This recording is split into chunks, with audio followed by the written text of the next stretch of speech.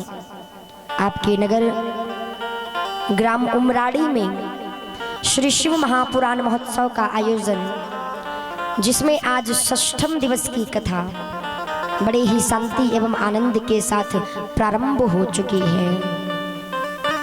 मानव जीवन की संपूर्ण व्यथा को दूर कर देने वाली है भगवान की कथा। व्यक्ति के जीवन की जितनी भी बिखरी हुई व्यथा है, उन सब का हल महाराज भगवान की कथाओं में लिखा है। हमारे यहाँ पर संतों ने, महर्षि वेदव्यास जी ने 18 पुराणों की रचना की। पूज्यपाद गोस्वामी तुलसीदास जी ने रामचरितमानस की रचना की। ये पुराण, ये ग्रंथ, ये महाकाव्य जिनको पढ़ करके व्यक्ति महाराज धर्म के पथ पर चल करके और अपनी आत्मा का कल्याण कर सकता है। भगवान श्री रामचंद्र जी की कथा रामचरितमानस एक वो मजबूत नाव है जिसके ऊपर सवार होकर के व्यक्ति अथाह भवसागर से पार हो सकता है। आज हमारे जीवन में शिव महापुराण की, आज हमारे जीवन में रामचरितमानस की बड़ी आवश्यकता है। कई घरों में साहब हमको रामायण नहीं मिलेंगी, कई घरों में रामायण नहीं मिलेंगी, लेकिन आज जीवन में रामायण की बहुत आवश्यकता है। कभी कभी खोल करके उसको देखो, उसको पढ़ो, समझने का प्रयास करो। जिस प्रकार से 56 प्रकार के व्यंजन बना लेने पर 56 प्रकार के व्यंजनों का आप भगवान को भोग लगा दो, लेकिन जब तक उसमें तुलसी दल महाराज नहीं डलता है तब तक भगवान उस भोग को स्वीकार नहीं करते। ऐसे ही आप नाना पुराण पढ़ लो, वेद शास्त्र महापुराण सब कुछ पढ़ लो, लेकिन जब तक उसमें तुलसी दल अर्धाली नहीं डलेगी तब तक महाराज वो ज्ञान, वो कथा, वो पाठ्य कभी भी पूर्ण नहीं हो सकता। जिस प्रकार से 16 श्रृंगार कर लेने के बाद एक स्त्री सुहागन के बिना, सुहाग के बिना अधूरी होती है, ऐसे ही आप कितने ही पुराण पढ़ लो, कितने ही ग्रंथ पढ़ लो, लेकिन जब तक महाराज उसमें रामचरितमानस रूपी अर्धाली नहीं डलेंगी तब तक वो हमारा ज्ञान, वो व्यक्तित्व वो पूर्ण होने वाला नहीं है। एक बार की बात है, 4 माताएं बैठ करके चर्चा कर रही थी। 4 माताएं कौन कौन? राम की माता कौशल्या, हनुमान की माता अंजनी, अगस्त की माता गार्गी और तुलसी की माता हुलसी। 4 माताएं बैठी हैं। आप कहोगे ये 4 युगों की बात हो गई, लेकिन चारों माताओं के भाव प्रकट हुए। महाराज राम की माता कौशल्या कहती है, पता है तुम्हें, मेरे राम ने उस समुद्र के ऊपर पुल बनाया। कौन समुद्र? जिस समुद्र के ऊपर आज तक संसार का कोई व्यक्ति पुल नहीं बना पाया। किसने किया ये? मेरे राम ने किया है। वहीं पर हनुमान की माता अंजनी बैठी हुई थी। जैसे ही महाराज अंजनी ने ये बात सुनी, अंजनी कहती रे कौशल्या, तुम्हारे राम ने समुद्र पर पुल बनाया, लेकिन तुम जानती हो मेरे हनुमान ने उसी समुद्र को, जिस समुद्र को आज तक कोई लांग नहीं पाया साहब, एक छलांग में उस समुद्र को लांग दिया। इस प्रकार से अगर देखा जाए तो मेरा हनुमान तुम्हारे राम से भी आगे निकल गया। वहीं पर महाराज अगस्त की माता गार्गी बैठी हुई थी। गार्गी कहती रे कौशल्या, तुम्हारे बेटे राम ने समुद्र पर पुल बनाया, अंजनी तुम्हारे बेटे हनुमान ने उसी समुद्र को एक छलांग में लांघ दिया, लेकिन तुम जानती हो मेरे बेटे अगस्त ने उसी समुद्र का जल एक बार में ग्रहण कर लिया, एक बार में पूरे समुद्र का जल पी लिया। इस प्रकार से अगर देखा जाए तो मेरा अगस्त तुम्हारे राम से, तुम्हारे हनुमान से भी आगे निकल चुका है। वहीं पर महाराज तुलसी की माता हुलसी बैठी हुई थी, और मैया हुलसी के विचार सुनना आप। मैया हुलसी कहती है अगस्त की माँ गार्गी से, गार्गी तुम्हारे बेटे ने केवल समुद्र का जल पिया, अंजनी तुम्हारे बेटे हनुमान ने उसी समुद्र को एक छलांग में लांगा, कौशल्या तुम्हारे बेटे राम ने उसी समुद्र पर पुल बना करके तैयार किया। तुम्हारे बेटे ने जो पुल बनाया है उस पर चल करके व्यक्ति समुद्र पार हो सकता है, लेकिन मेरे बेटे तुलसी ने एक ऐसा पुल बनाया है जिसके ऊपर सवार होकर के व्यक्ति अथाह भवसागर से पार हो सकता है। कौन सा पुल? मेरे बेटे तुलसी ने रामचरितमानस रूपी पुल बना करके तैयार किया है, जिस पर जो व्यक्ति चलेगा साहब वो अथाह भवसागर से पार हो जाएगा। ये तुलसी के बेटे तुलसी ने करके दिखाया है। आज हमारे जीवन में रामायण की बड़ी आवश्यकता है साहब। कई घरों में रामायण नहीं मिलेंगी आपको, कई घरों में। एक जगह हम कथा कहने के लिए गए, हमने देखा मंच पर रामायण नहीं। हमने कहा भैया रामायण मंगवाओ, कम से कम पूजा पाठ रामायण का होगा। तो वो कहने लगे बहन जी हमारे गांव में रामायण नहीं मिलेंगी। हमने कहा क्यों नहीं मिलेंगी? बोले किसी के घर है ही नहीं रामायण। तभी महाराज उनके गांव के एक पटेल बड़ा लंबा साफा बांध के खड़ा हुए। कौन कहता है कि हमारे यहाँ रामायण नहीं है? हमारे बाप दादाओं के जमाने से हमारे घर रामायण रखी है। हमने कहा भैया जब बाप दादाओं के जमाने से रखी है और तब से यहाँ पर हल्ला हो रहा है, अगर बाप दादाओं के जमाने से रखी तो लेकर के आओ रामायण। वो कहने लगे बहन जी है तो बाप दादाओं के जमाने से, लेकिन मिल नहीं पाएंगी। हमने कहा क्यों नहीं मिल पाएंगी? अलमारी में रखवा दिए कि लॉकर में रख के माने चाबी गुम हो गई, क्यों नहीं मिल पाएंगी? तो कहते बहन जी ऐसी कोई बात नहीं है। वो बात ऐसी है कि जिस कमरे में रामायण रखी थी ना, उस कमरे में हमारे लड़के ने भूसा भरवा दिया है। तो अभी तो रामायण भूसे में दबी रखी है, जब भूसा निकलेगा तब रामायण मिलेंगी। हमने कहा वाह धन्यवाद है। जिस घर में रामायण भूसे में दबी रखी, लाल कपड़े में बंधी रखी, दीमक लग गई कोई माई का लाल खोल करके देखने वाला नहीं है। ये कोई साधारण महाराज पुस्तक नहीं है रामायण, ये एक दर्पण है। जिस प्रकार से घर में लगे रहने वाले दर्पण में देख करके चित्र को संभाला करते हैं, ऐसे ही रामचरितमानस वो दर्पण है जो हमारे चरित्र को दर्शाता है। कभी कभी उसमें झांक करके देखो, और चरित्र में कोई कमी आए ना साहब तो ढूंढने का प्रयास करो, क्योंकि ये भारत की धरती, फिर निवेदन कर दूं, ये भारत की धरती चित्र की नहीं, ये भारत की धरती चरित्र की धरती है। ये भारत की धरती, यहाँ पर चित्र की नहीं चरित्र की पूजा होती है। तो महाराज शुद्ध जी महाराज 88,000 शौनकादिक ऋषियों को कथा सुना रहे हैं।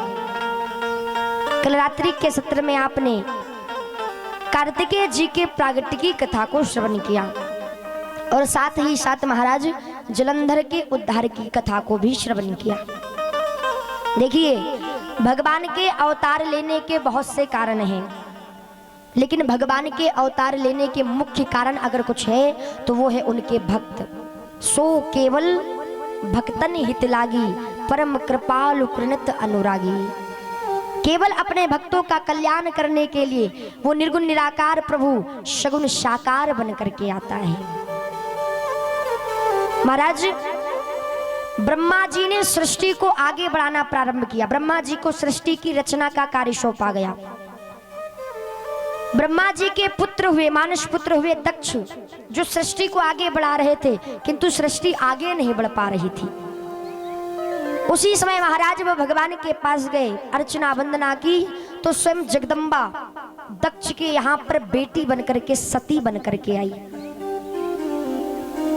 इस प्रकार से ब्रह्मा जी ने सृष्टि को आगे बढ़ाने का कार्य प्रारंभ किया है।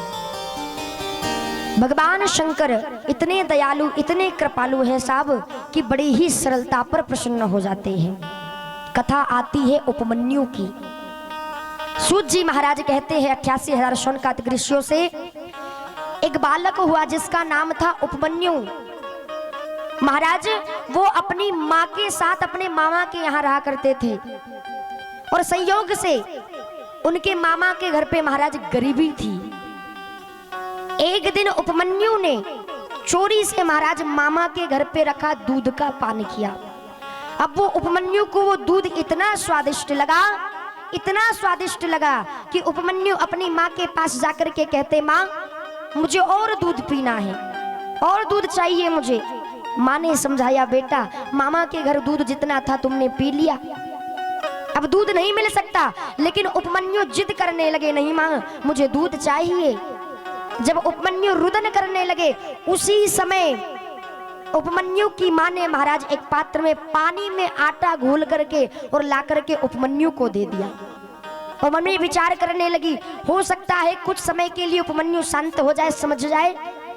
लेकिन जैसे ही उपमन्यु ने उसका पान किया तो उपमन्यु कहता, माँ तुम झूठ कहती हो, ये दूध नहीं है, ये दूध के जैसे दिखने वाली कोई दूसरी वस्तु है।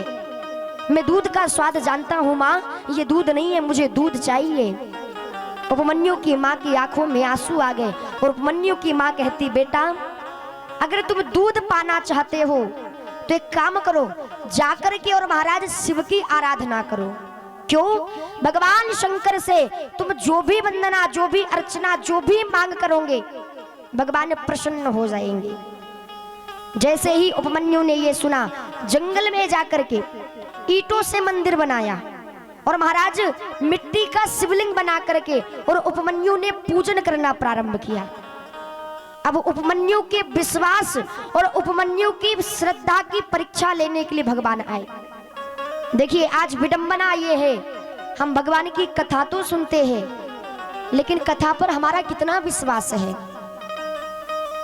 हम भगवान की पूजा तो करते हैं लेकिन भगवान की पूजा पर हमें कितना विश्वास है। आज ना हमें भगवान की कथा पर विश्वास है, आज ना हमें अपनी की हुई पूजा पर विश्वास है। जीवन में अगर सबसे महत्वपूर्ण कुछ होता है तो वो है विश्वास। श्रद्धा और विश्वास से किया गया कार्य ही जीवन में फलीभूत होता है। अगर आप श्रद्धा और विश्वास के साथ जब दान करते हो, श्रद्धा विश्वास के साथ जब पूजा करते हो, श्रद्धा और विश्वास के साथ जब कथा को श्रवण करते हो तो महाराज वही कथा, वही पूजा, वही दान हमारे जीवन में लाभ प्रदान करता है। जिस समय राजा हिमांचल और मैया मैना अपनी बेटी का कन्यादान करने लगे, सबसे बड़ा दान बताया है कन्यादान, सबसे बड़ा दान। हमारे यहाँ महाराज लोग चर्चा करते हैं जिनके यहाँ 5 लड़के 7 लड़के वो बहुत बड़े आदमी हैं, लेकिन हम निवेदन करें हमारे यहाँ पैसे वाला और धनवान व्यक्ति वो है जिसके घर पर बेटियां है, क्योंकि बेटा बाप को भिखारी बनाता है और बेटी बाप को दानी बनाती है। जिस समय आप बेटे की बारात लेकर के जाते हो और बेटी का पिता जो भी सौंपता है, लेने वाले का हाथ नीचे हुआ कि नहीं हुआ? हाँ साहब, इसलिए बेटी का बाप दानी होता है। सबसे बड़ा दान अगर कोई है तो वो है कन्यादान। जिस समय राजा हिमांचल और मैया मैना अपनी बेटी का कन्यादान करने लगे, इधर देवताओं को चिंता होने लगी। क्यों चिंता हुई? देवताओं ने मन में विचार किया, अगर राजा हिमाचल और मैया मैना ने पूरी श्रद्धा और विश्वास के साथ अगर अपनी बेटी का कन्यादान कर दिया तो राजा हिमाचल का महाराज कल्याण हो जाएगा। और अगर हिमाचल का कल्याण हो गया, हिमालय अगर इस पृथ्वी को छोड़ करके चले गए तो हिमालय के बिना पृथ्वी कैसे रहेंगी? उसी समय नारद जी को देवताओं ने मैना के पास भेजा और नारद जी ने जब अनेक अनेक प्रकार की बातें और सब लोगों ने जब कहना प्रारंभ किया, ये किसके साथ तुम विवाह कर रहे हो?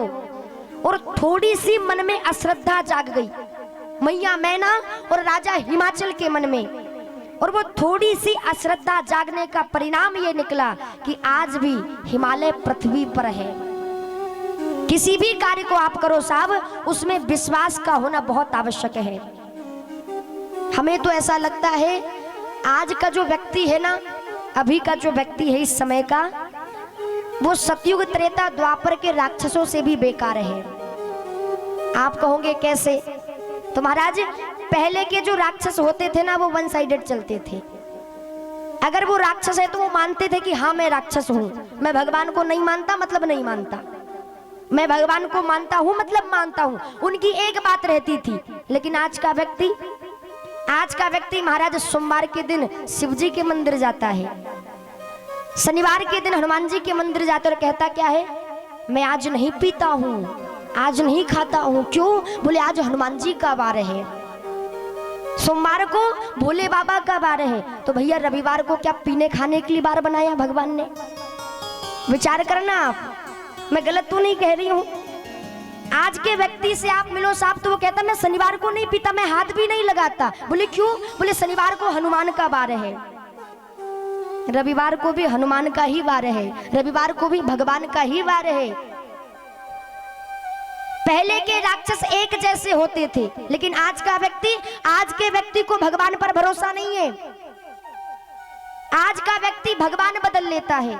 8 दिन भोले बाबा के पास, 15 दिन राम जी के पास, 10 दिन देवी मैया के पास। अरे ये तो छोड़ो साहब, आज तो ये गजब हो गया। आज का व्यक्ति भगवान की बात छोड़ो, आज का व्यक्ति धर्म ही बदल लेता है। थोड़ा सा अगर कुछ हो जाए तो आज का व्यक्ति धर्म बदल लेता है। आज के व्यक्ति महाराज श्मशान में जाकर के भूत प्रेतों को पूजता है। एक छोटी सी बात बताऊं मैं आपको, जिस समय पूज्यपाद गोस्वामी जी सोच करने के लिए जाते थे, तो सोच करने के बाद जो जल बच जाता था उसको उन्होंने एक आग के वृक्ष में डालना प्रारंभ कर दिया। उसी आग के वृक्ष पर एक प्रेत रहता था। प्रतिदिन पूज्यपाद गोस्वामी जी महाराज शौच के बाद जो जल बचता था उस वृक्ष पर डालते थे। धीरे धीरे करके एक दिन वो प्रेत पूज्यपाद गोस्वामी जी से प्रसन्न हो गया और गोस्वामी जी के सामने प्रकट हो गया और कहता, भैया तुम मुझे इतने दिन से जल दे रहे हो, मांगो, क्या चाहते हो तुम? गोस्वामी जी ने कहा कुछ नहीं चाहिए। प्रेत कहता, नहीं नहीं मांगो, जो मांगोगे तुम वो मैं आज तुम्हें दे दूंगा। पूज्यपाद गोस्वामी महाराज कहने लगे, तुम देने में समर्थ हो? बोले बिल्कुल।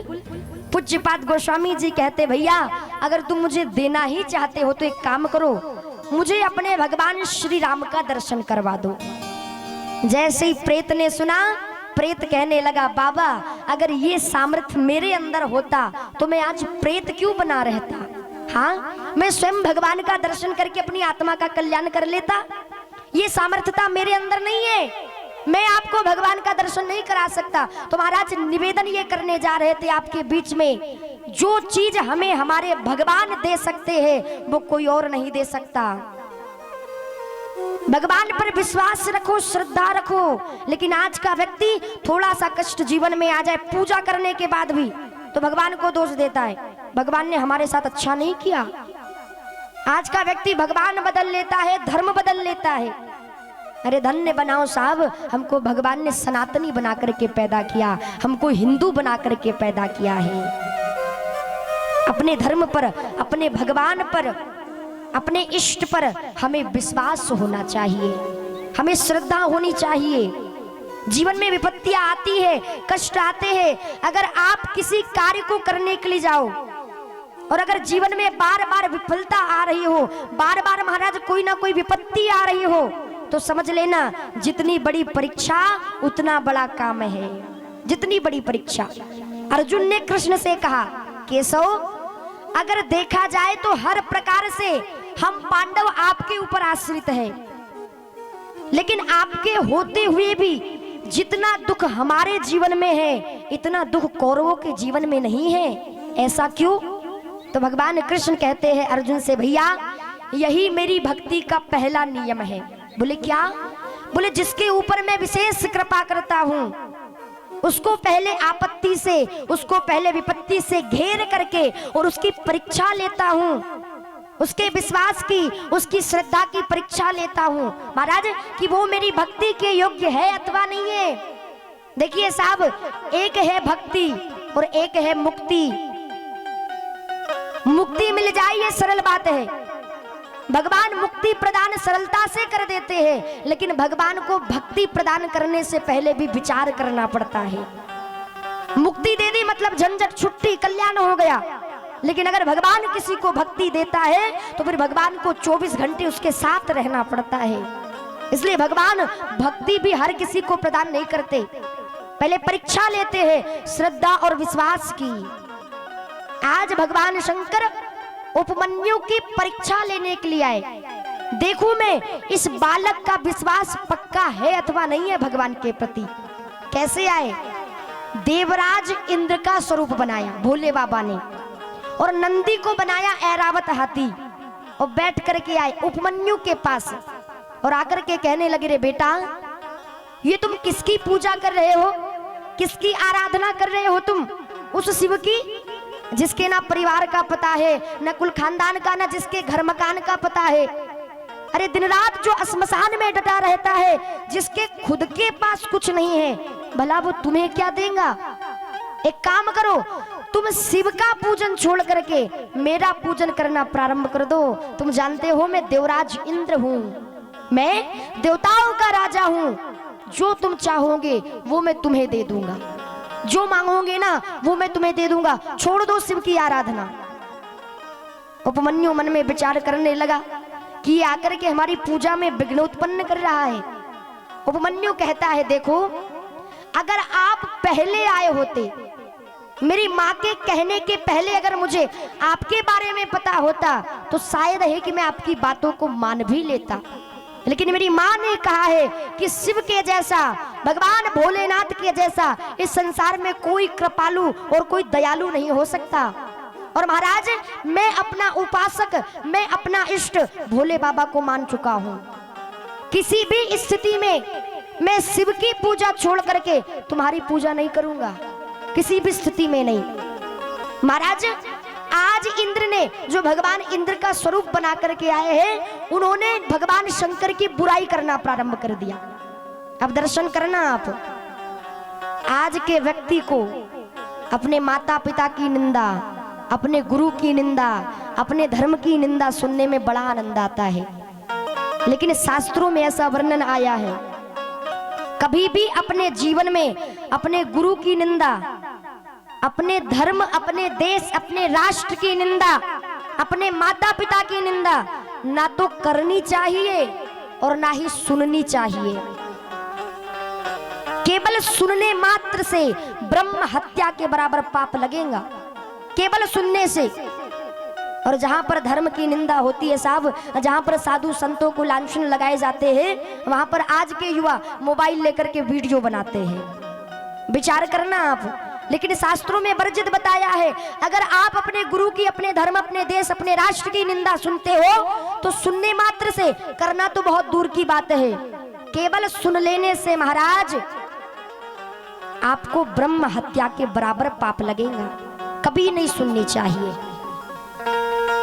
अगर आपके अंदर सामर्थ्य है तो निंदा करने वाले की जिह्वा निकाल लो। अगर आप ऐसा नहीं कर सकते, वहां से चले जाओ, लेकिन निंदा सुनने मात्र से पाप लगेगा। देखिए संसार में पाप करने से बड़ा पापी व्यक्ति वो होता है जो अपनी आंखों के सामने पाप होते हुए देखता है। अधर्म करने से बड़ा पापी व्यक्ति वो होता है जो अपनी आंखों के सामने अधर्म होते हुए देखता है। हम क्या सोचते हैं, हम पाप कर थोड़े ना रहे हैं, हम तो खाली देख रहे हैं। हम अधर्म कर थोड़े ना रहे, हम तो खाली देख रहे हैं। लेकिन भैया अपने धर्म को बचाने के लिए, अपने देश राष्ट्र को बचाने के लिए हमें आवाज उठानी पड़ेगी। खड़े रह करके सुनने से कल्याण नहीं होने वाला। जिस समय भीष्म पितामह बाणों की सैया पर पड़े हुए थे, 6 महीने से भगवान कृष्ण ने पांडवों को बुलाया और युधिष्ठिर को बुला करके कहा, युधिष्ठिर ये महान प्रतिज्ञा करने वाला धर्मात्मा कुछ ही समय में अपने प्राणों का त्याग कर देगा। तुम जाओ और जाकर के भीष्म पितामह से कुछ ज्ञान की बातें सीख लो। युधिष्ठिर अपनी महाराज द्रौपदी को साथ लेकर के, भाइयों को साथ लेकर के और भीष्म पितामह के पास पहुंच गए। बाबा हमारे लिए कुछ ज्ञान की बातें बता दो, कोई धर्म की बातें बता दो। भीष्म पितामह ने अनेक अनेक प्रकार की बातों का वर्णन किया और बात करते करते भीष्म पितामह ने ये बात करनी प्रारंभ की, युधिष्ठिर कान खोल करके एक बात सुन लो। क्या? बोले अधर्म करने से बड़ा पापी व्यक्ति वो होता है जो अपनी आंखों के सामने अधर्म होते हुए देखता है। पाप करने से अधिक पापी व्यक्ति वो होता है जो अपने सामने पाप होते हुए देखता है। जैसे ही भीष्म पितामह ने इतनी बातें कही, द्रौपदी को हंसी आ गई। जैसे द्रौपदी को हंसी आई, युधिष्ठिर ने डांटा, द्रौपदी मेरे बाबा इतनी ज्ञान की बातें बता रहे हैं, एक स्त्री को भरी चर्चा में हंसना शोभा नहीं देता। भीष्म पितामह ने कहा, युधिष्ठिर द्रौपदी जैसी वीरांगना मेरे कहने पर हंसी है तो कोई ना कोई कारण होगा। युधिष्ठिर पूछ लेने दो, मत डांटो द्रौपदी को। भीष्म पितामह कहने लगे, बेटी बता दे तेरे हंसने का कारण क्या है, क्यों हंस रही है तू? द्रौपदी कहती है, बाबा मैं केवल इतना जानना चाहती हूँ कि जो धर्म की बात आप कर रहे हो, जो धर्म की व्याख्या आप कर रहे हो, क्या ये धर्म की बातें पहले नहीं थी आपके पास? जिस समय कपट के पास से डाल करके पांडवों को हराया जा रहा था, जिस समय लाक्षय गृह में पांडवों को जलाया जा रहा था, जिस समय आपकी ही आंखों के सामने आपकी ही पुत्रवधू, आपकी ही कुलवधू को दिगंबरा किया जा रहा था, जिस समय 7 महारथियों ने मिलकर के अभिमन्यु को मार डाला, क्या उस समय ये ज्ञान की बातें आपके पास नहीं थी? या केवल पर उपदेश देने के लिए है ये बातें तुम्हारे जीवन में आज तक नहीं आई? भीष्म पितामह कहने लगे, बेटी जो तू कह रही है ना वो 100% सत्य है, जो भी तू कह रही है वो 100% सत्य है, लेकिन कारण था। द्रौपदी कहने लगी, बाबा आखिर क्या कारण था? भीष्म पितामह कहते, बेटी तू देख रही है मैं कहां पर हूं? द्रौपदी कहती, आप बानों की सैया पर हो। कितने दिन हो गए? 6 महीने। भीष्म पितामह कहते, बेटी किसी व्यक्ति के पैर में एक कांटा चुभ जाए तो 24 घंटे परेशान रहता है, लेकिन मेरे शरीर का ऐसा कोई अंग नहीं जहां पर बाण ना लगा हो। और जबकि मेरे पिता शांतनु ने मुझे इच्छा मृत्यु का वरदान दिया है। भीष्म जब तू चाहेगा तभी तेरी मृत्यु होगी, अगर तू नहीं चाहेगा तो काल भी तुझे अपने गाल का ग्रास नहीं बना सकता। लेकिन फिर भी आज मैं 6 महीनों से बानों की सैया पर पड़ा हूं। कारण था, क्या कारण था? बोले मैं उस समय धर्म को जानता तो था, लेकिन मेरे अंदर इतनी सामर्थ्यता नहीं थी कि मैं उसका सामना कर लूं। क्यों? बोले मैंने दुर्योधन का कुधान्य खाया था, मैंने दुर्योधन का कुधान्य खाया था, इसलिए मेरी मति वैसी हो गई थी। जैसा खाओगे अन्न वैसा होगा मन, और जैसा पियोगे पानी वैसी होगी वाणी। अन्न का बहुत प्रभाव होता है साहब जीवन में, ध्यान देना। भीष्म पितामह कहते, बेटी मैं धर्म जानता था, लेकिन दुर्योधन के कुधान्य की वजह से मेरे अंदर इतनी सामर्थ्यता नहीं थी कि मैं उसका सामना कर सकूं। ये उसी का परिणाम है कि मैं 6 महीने से बानों की सैया पर पड़ा हूं। ये उसी का प्रायश्चित है जो मैंने अपनी आंखों के सामने तुझे दिगंबरा होते हुए देखा, मेरी आंखों के सामने पांडवों को हरा दिया, मैं कुछ कर नहीं पाया। ये उसी का परिणाम है, क्योंकि साधारण नहीं है भीष्म पितामह। अगर भीष्म पितामह चाहते तो महाभारत का युद्ध रुक सकता था। जिस समय महाराज द्रौपदी को भरी सभा में दुशासन निर्वस्त्र कर रहा था, उस समय भीष्म पितामह खड़े होकर कह देते, रे दुर्योधन तू मेरे ही सामने मेरी ही पुत्रवधू और मेरी ही कुलवधू को दिगंबरा करेगा तो मैं बाणों की बरसात प्रारंभ कर दूंगा, तो शायद महाभारत का युद्ध रुक जाता।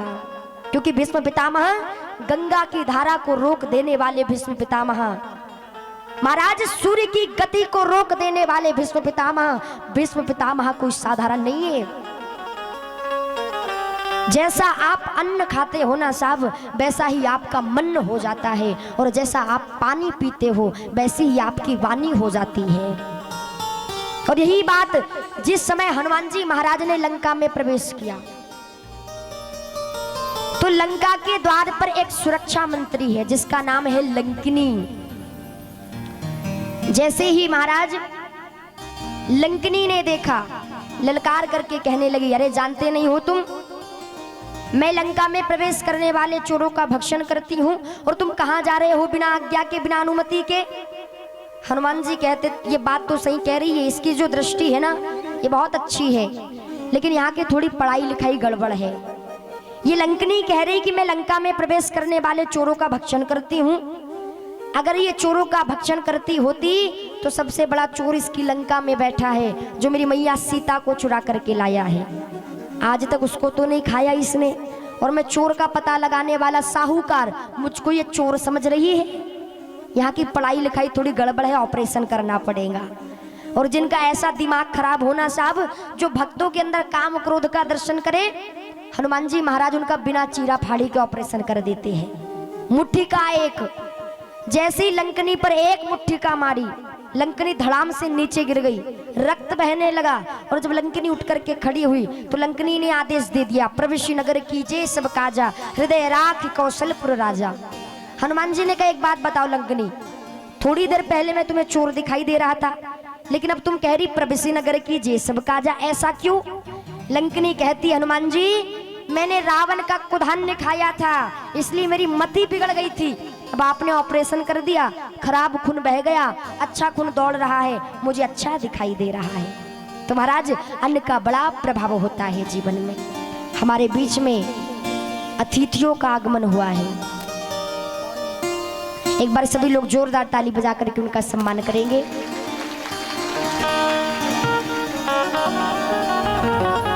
आइए एक भजन सभी लोग भाव से। श्री राधे बोले गौरी शंकर भगवान की जय। शिवनाथ तेरी महिमा जब तीन लोक गाए।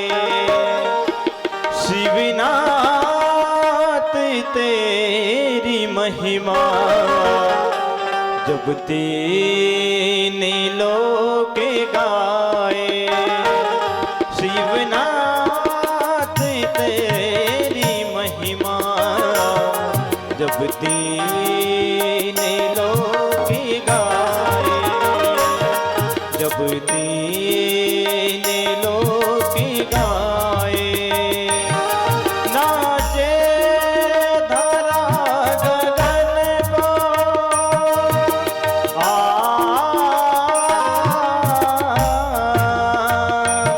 नाचे धरा गगन को झूमे दसों दिशाएं। नाचे भरा गगन को झूमे दसों दिशाएं। शिवनाथ तेरी महिमा जब तीन लोक गाए। शिवनाथ तेरी महिमा जब तीन लोक गाए।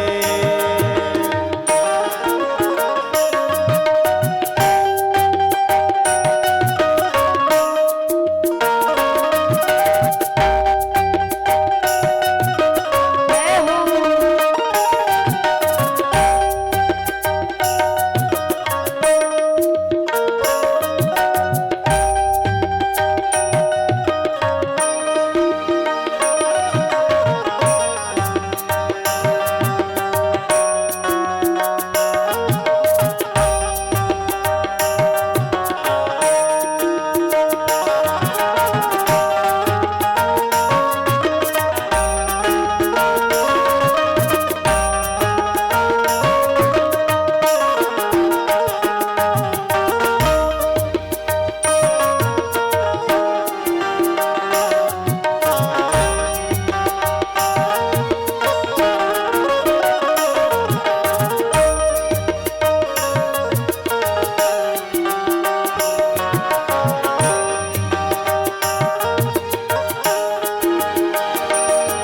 तू देवी सभी से नारा तुझको नमन हमारा। तू देवी सभी से नारा तुझको नमन हमारा। लाए हैं तेरे द्वारे दर्शन की कामनाएं। लाए हैं तेरे द्वारे दर्शन की कामनाएं। शिवनाथ तेरी महिमा जब तीन लोक गाए। शिवनाथ तेरी महिमा जब तीन लोक गाए।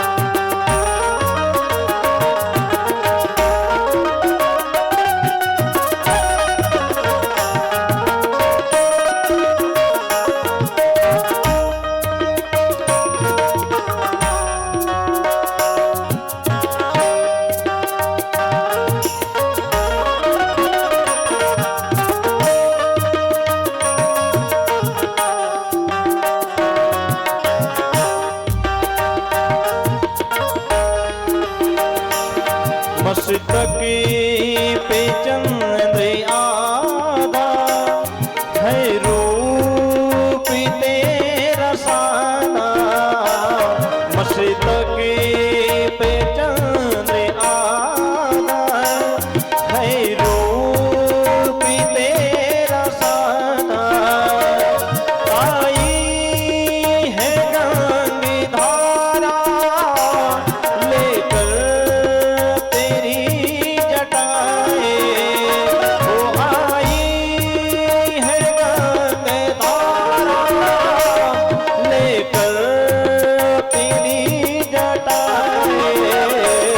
शिवनाथ तेरी महिमा जब दीन लोग गाए। शिवनाथ तेरी महिमा जब दीन लोग गाए। शिवनाथ तेरी महिमा जब दीन लोग गाए। नाचे भरा गगन को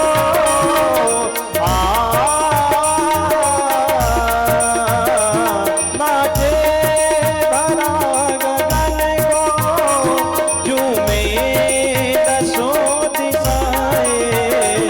शिवनाथ तेरी महिमा जब दीन लोग गाए।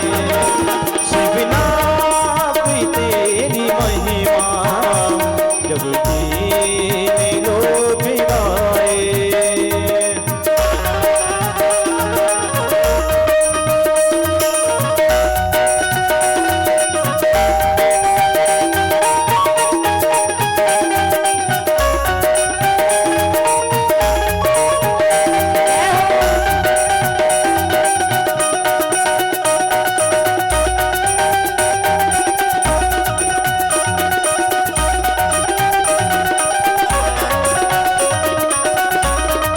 हरि बोल। क्या बात है?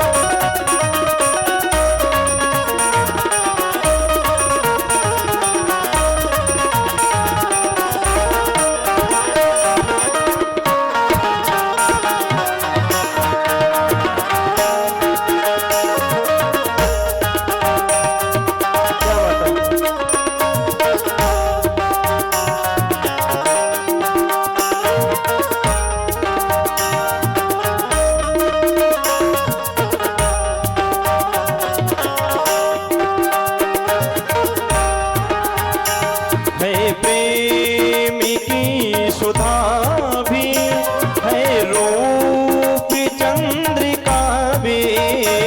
है प्रेमी की सुधा भी है रूप चंद्रिका भी। हो नीलकंठी वाले कैसे तुझे रिझाए। हो नीलकंठी वाले कैसे तुझे रिझाए। शिवनाथ तेरी महिमा जब दीन लोग गाए। शिवनाथ तेरी महिमा जब दीन लोग गाए। जब दीन लोग गाए। जब दीन लोग गाए। जब दीन लोग गाए।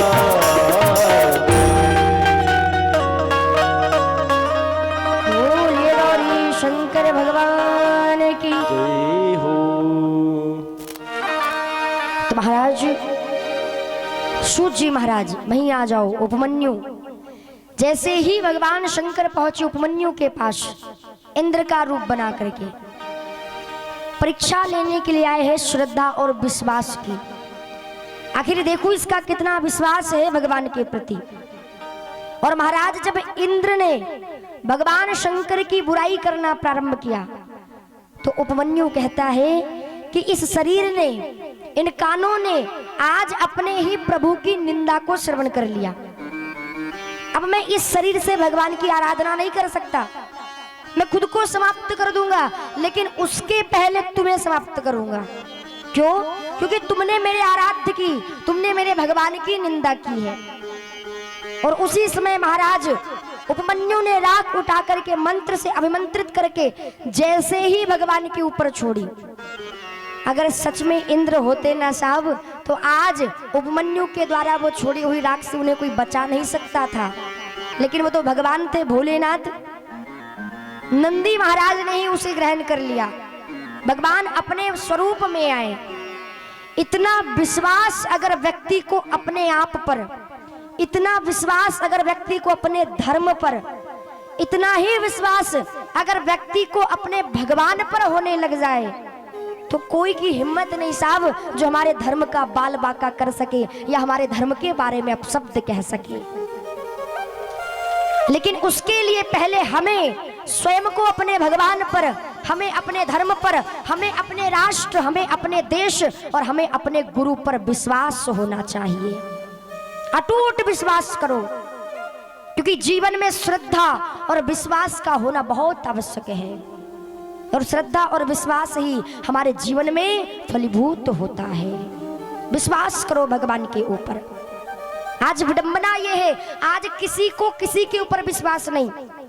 ना पत्नी को पति पर विश्वास है, ना पति को पत्नी पर विश्वास है, ना बच्चों को माता पिता पर, ना माता पिता को बच्चों पर विश्वास है, ना गुरु को शिष्य पर, ना शिष्य को गुरु पर विश्वास है।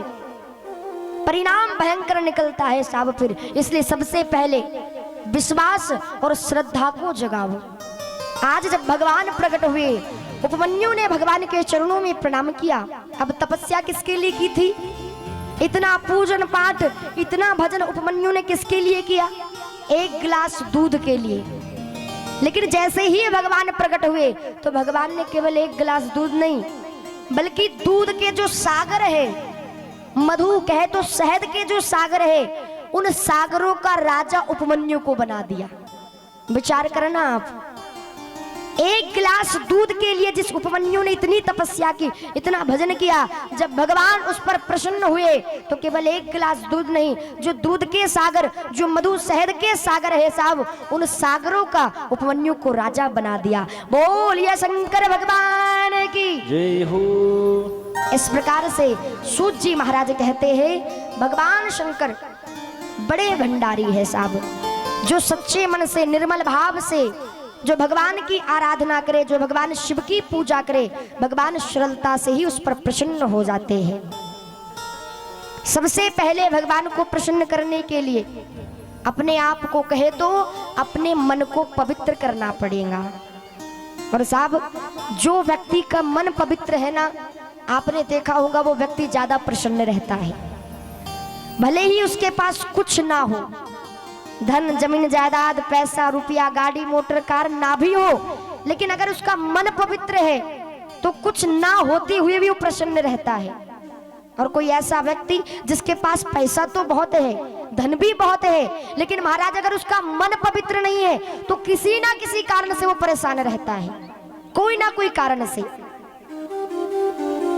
आज महाराज भगवान कहते, जो पवित्र भाव से निर्मल मन जन सो मोहि पावा। जिस दिन महाराज मन की वृत्तियां शुद्ध हो गई, उस दिन आप ना हो या ना हो कोई फर्क नहीं पड़ता। इसका मतलब ये नहीं कि कथा में सुना है मन पवित्र कर लो, ना हो ना हो फर्क नहीं पड़ता, तो घर जाके नहाना बंद कर दो। हाँ, नहाना तो उन्हें भी पड़ता है साहब। शरीर को स्वस्थ रखना है, इसके लिए शरीर की स्वच्छता होना बहुत आवश्यक है। स्वच्छ रखो अपने आप को, क्योंकि हम जब अपने शरीर को स्वस्थ रखते हैं ना साहब, उसी से हमें कोई बीमारियां नहीं होती हैं। पहला सुख निरोगी काया, और रोग तभी नहीं लगेंगे जब हम महाराज अपने शरीर को स्वच्छ रखेंगे। अपने आप को स्वच्छ रखो, रोज नहाओ, भगवान की पूजा करो, आराधना करो, नित्य कर्म करने, महाराज जो भी आपका काम है उसको करने से पहले 5 मिनट भगवान के पास जाकर के खड़े हो जाओ। आपने अनुभव भी किया होगा, जब आप मंदिर जाते हो, ज्यादा समय नहीं, केवल 5 मिनट के लिए आप मंदिर में जाकर के खड़े हो जाते हो ना साहब, ऐसा लगता है जैसे बहुत बड़ा काम किया है आज। अंदर से खुशी होती है, ये अनुभव किया होगा आपने। 5 मिनट भगवान के पास खड़े हो जाओ, महाराज एक आरती, एक श्लोक गा दो, ऐसा लगता है जैसे बहुत बड़ा कुछ कर लिया है। जिस प्रकार से भगवान शंकर बड़े ही दयालु और बड़े ही कृपालु हैं। इसके पश्चात महाराज कथा आती है शिवरात्रि के महात्म की। जो व्यक्ति शिवरात्रि का व्रत करता है निराहार रह करके, जो व्यक्ति रात्रि जागरण करता है, रात्रि जागरण का बहुत बड़ा महत्व है। व्यक्ति को व्रत करना चाहिए और व्रत के उपरांत महाराज रात्रि जागरण भी करना चाहिए। जो व्यक्ति शिवरात्रि का जागरण करता है, व्रत करता है, उसका बहुत बड़ा महत्व है। महाराज कथा आती है सोमनी की। नाम था सोमनी। धीरे धीरे उसका विवाह हुआ। ब्राह्मण कुल में जन्म लिया था उसने, विवाह हो गया ब्राह्मण कुल में। धीरे धीरे समय बीता। दोनों पति पत्नी बड़े आनंद से रहा करते थे, लेकिन महाराज वो आनंद, वो सुख ज्यादा दिनों तक उनके जीवन में रह नहीं पाया। न जाने कौन सा रोग उस सोमनी के पति को लगा और युवा अवस्था में ही सोमनी विधवा हो गई। सोमनी के पति की मृत्यु हो गई। और सोमनी देखने में परम सुंदरी थी साहब, बहुत सुंदर थी। धीरे धीरे समय बीता। यौवन थी, युवावस्था था। पति चले गए। कुछ दिनों तक तो सोमनी ने अपने आप को संभाला, लेकिन कुछ समय के बाद वो सोमनी व्यभिचार के रास्ते पर निकल गई, गलत कर्म करने लगी। जब ये बात परिवार वालों को पता चली तो परिवार के लोगों ने एक दिन सोमनी को घर से बाहर निकाल दिया। घूमती घूमती सोमनी घनघोर जंगल में पहुंच गई। और जैसे ही सोमनी घनघोर जंगल में पहुंची तो वहां पर उसको एक प्रेत मिला। और महाराज वो प्रेत उस सोमनी को लेकर के अपने घर आ गया। अब सोमनी ने उस प्रेत के संग रहना प्रारंभ कर दिया। मदिरा का सेवन करती, मांस खाती। देखिए, एक और समाज में बड़ी विडंबना है।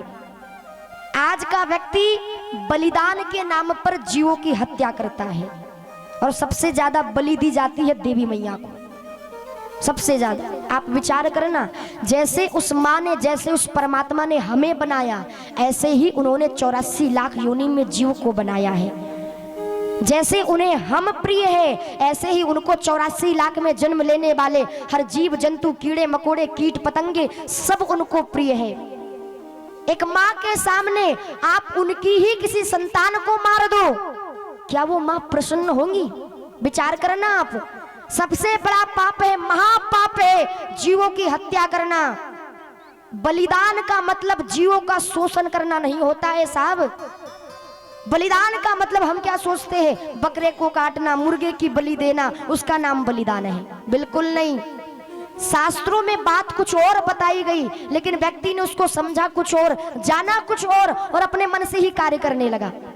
बलिदान का मतलब जीवों का शोषण करना नहीं, बलिदान का मतलब होता है जीवों का पोषण करना। जो जीव हमारे ऊपर आश्रित है, गर्मी के दिन आ रहे हैं, छत के ऊपर अन्न के दाने रखना, चावल रखना, गेहूं रखना। महाराज जो चींटी है, पेड़ों के नीचे जाकर आटा डालना, शक्कर डालना, पक्षियों के लिए अपने छत पर पानी रखना, उसका नाम है बलिदान। जीवों का पोषण करना बलिदान है, जीवों का शोषण करना बलिदान नहीं हो सकता। अब लोग क्या क्यों करते हैं ये? लोग जानते हैं ये बात को कि जीवों को मारना पाप है, लेकिन फिर भी वो करते। क्यों करते हैं? बोले पहले से चला आ रहा है, हमारे बाप दादाओं ने भी किया, हम भी करेंगे। एक बात समझना, बहुत अच्छी लाइन है, राजेश्वरानंद जी कहते हैं प्रातःस्मरणीय, हर चीज पुरानी होने से अच्छी नहीं होती। शब्द को समझना आप, शब्द बहुत गहरे हैं। हर चीज पुरानी होने से अच्छी नहीं होती और हर चीज नई होने से खराब नहीं होती। पुरानी रीत चली आ रही, इसका मतलब ये नहीं कि वो सब सही ही है। अरे पहले होता रहा, हो जाने दो, लेकिन अब तुम तो बंद कर दो। जो गलत है उसको महाराज रोकने का प्रयास करो। अगर आप कदम नहीं उठाओगे तो ये ऐसे ही चलता रहेगा, लोग ऐसे ही बलिदान करते रहेंगे और ऐसे ही जीवों को मारते रहेंगे। बलिदान का मतलब कभी भी जीवों का शोषण करना नहीं होता है, बलिदान का मतलब जीवों का पोषण करना होता है। संकल्प लो आज साहब, जीवन में जब तक जीवित रहोगे ना कभी किसी जीव को मारेंगे और ना अपने सामने कभी किसी को मरते हुए देखेंगे। संकल्प लो कथा से, कोई भगवान इससे रुष्ट नहीं होगा।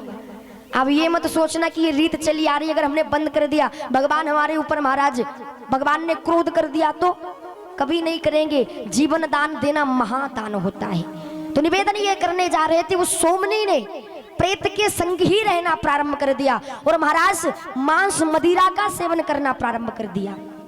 एक दिन की बात है, उस सोमनी ने महाराज मदिरा पान करके रखा था, शराब पी रखी थी और उसी समय रात्रि में वो प्रेत था नहीं घर पर।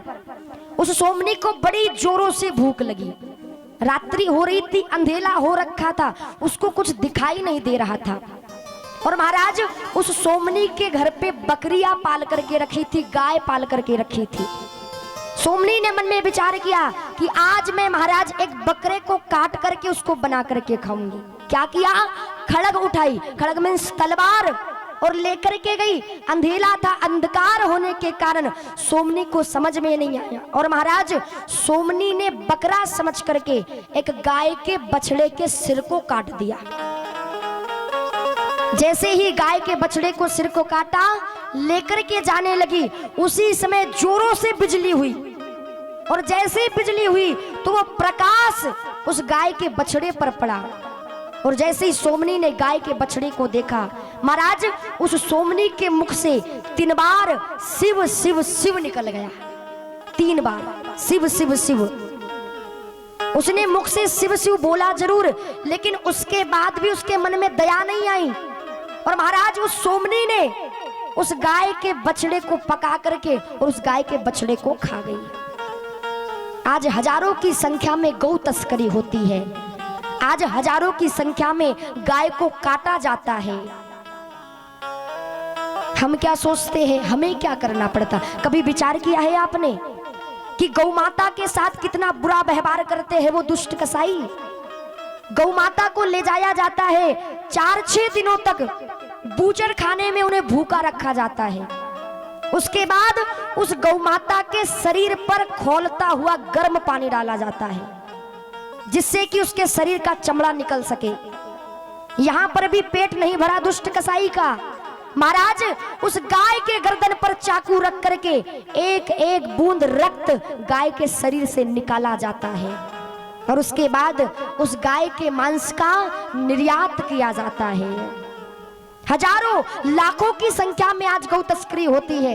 व्यक्ति क्या करता है, जब तक गाय दूध देती है उसको पालता है, घर में रखता है और महाराज जैसे ही वो दूध देना बंद करे, जंगल में ले जाकर के छोड़ देता है। दूध पिलाकर जो हमें रही युगों से पाल, दूध पिलाकर जो हमें रही युगों से पाल, आज उसी गौ मां का इस देश में बुरा है हाल। बधिकों के हाथों बिकी हो रही मौत अकाल, अपने इस गौवंश की रक्षा करो गोपाल। अगर आप गौ की सेवा नहीं कर सकते, अगर आप गौ की रक्षा नहीं कर सकते, तो आपको उस गोविंद, आपको उस गोपाल की पूजा करने का भी कोई फल मिलने वाला नहीं है। आवाज उठाओ साहब, लाखों की संख्या में गांव से पिकअप में भर भर के लोग गाय को पहुंचाते हैं, जंगल में छोड़ करके आ जाते हैं और फिर वही दुष्ट कसाई उन गाय को ट्रकों से भर करके ले जा करके और उनके मांस का निर्यात किया जाता है। गाय को पालो। देखिए, एक केवल गौ माता ऐसी है जिनका पूजन करने से व्यक्ति को 33 कोटि देवी देवता का पूजन करने का फल मिल जाता है। और साइंस भी मानता है इस बात को कि जिस व्यक्ति को महाराज ब्लड प्रेशर हो, बार बार ऊपर नीचे होता है, उसको प्रतिदिन गौ माता की पीठ पर हाथ फेरना चाहिए। प्रतिदिन गाय की सेवा करो, गाय का सत्कार करो। महाराज गाय को पालो पोसो और जब तक वो दूध दे तब तक भी पालो, दूध देना बंद कर दे तब भी पालो। आज के व्यक्ति, अगर आज के व्यक्ति के पास 4 गाड़ी है ना, तो 4 गाड़ी को रखने के लिए घर में जगह है, लेकिन एक गौ माता को रखने के लिए किसी के पास जगह नहीं है। गाय को पाल पोस करके महाराज जब वो बड़ी बूढ़ी हो जाए तो उसको जंगल में मत छोड़ो, उसको अपने घर पर रखो। आज उस सोमनी ने उस गाय के बछड़े को पका करके उसको खा लिया। धीरे धीरे समय बीता, इतने पाप किए थे वो सोमनी ने मृत्यु हो गई। मृत्यु हुई महाराज, यमराज यम के दूत लेकर के गए नरक। नरक की यातनाएं भुगतने के बाद अगला जब जन्म हुआ उस सोमनी का, तो कैसा हुआ? जन्म से ही अंधी, और महाराज जन्म से ही वो कुष्ठ रोग से ग्रसित हो गई। देखने में इतनी काली, इतना कुरूप उसका स्वरूप था कि देख करके कोयला भी शर्मा जाए, इतनी काली थी। और जन्म से ही माता पिता से रहित हो गई, माता पिता छोड़ करके चले गए। अब आप विचार करना, ऐसा कौन सा दुख बाकी बचा जो उसके जीवन में नहीं आया? और अंधी होने के कारण, कुष्ठ रोग से ग्रसित होने के कारण किसी ने उसके साथ विवाह भी नहीं किया। जो मिल जाता था उससे जीवन यापन करती थी, और महाराज कभी ना भी मिले तो ऐसे ही रहा करती थी। धीरे धीरे समय बीता और महाशिवरात्रि का दिन आया।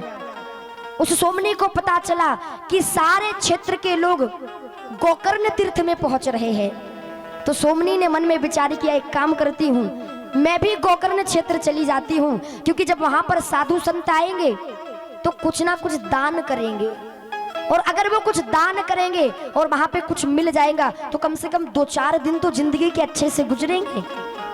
आज वो सोमनी ये इच्छा लेकर के धीरे धीरे लकड़ी टेकते हुए गोकर्ण क्षेत्र चली गई। जैसे ही गोकर्ण क्षेत्र पहुंची, सुबह से शाम हो गई, लेकिन किसी भी व्यक्ति ने उस सोमनी को कोई भिक्षा नहीं दी।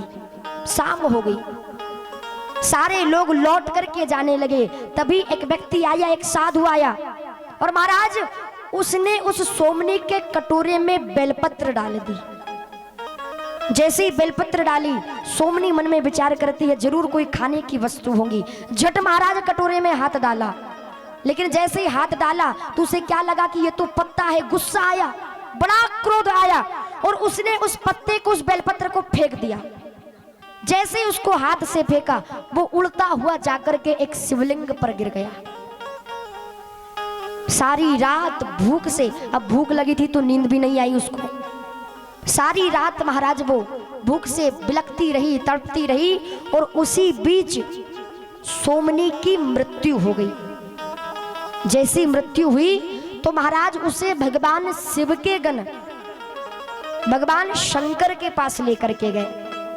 अब आप विचार करोगे, जो इतनी पापिनी थी उसके बाद भी आज भगवान के धाम को चली गई। उसका कारण ये था कि सोमनी ने शिवरात्रि का महाराज निराहार रह करके व्रत किया, और इसके उपरांत उसने रात्रि जागरण भी किया।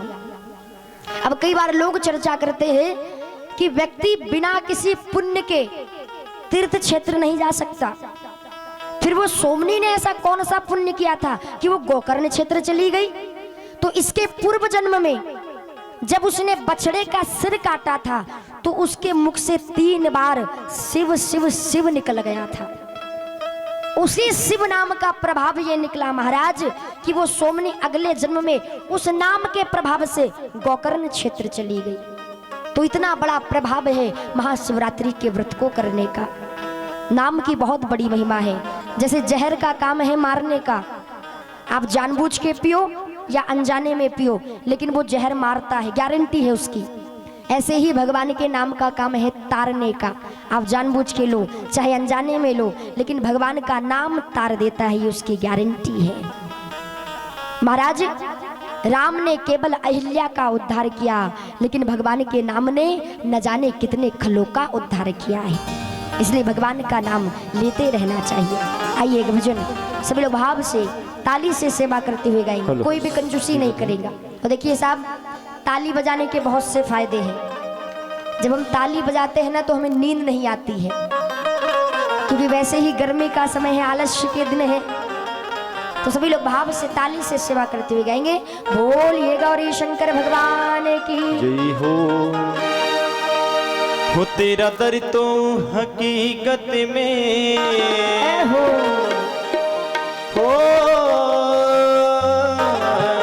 ना, तेरा दर तो हकीकत में दुखियों का सहारा है। दरबार तेरा बाबा, दरबार तेरा बाबा जन्नत का नजारा है। हमारे बीच में जो अतिथिगण आए हैं उनसे निवेदन है कि वो आकर के पुराण पूजन करें और हमारे मुख्य यजमान आकर के उनका तिलक लगा करके सम्मान करेंगे। और सभी लोग बाकी सब लोग ताली से सेवा करते हुए। तेरा दर तो हकीकत में दुखियों का सहारा है। दरबार तेरा बाबा हो, दरबार तेरा बाबा जन्नत का नजारा है। दरबार तेरा बाबा जन्नत का नजारा है। तेरा दर तो हकीकत में दुखियों का सहारा है। तेरा दर तो हकीकत में दुखियों का सहारा है। दरबार तेरा बाबा हो, दरबार तेरा बाबा जन्नत का नजारा है। दरबार तेरा बाबा जन्नत का नजारा है।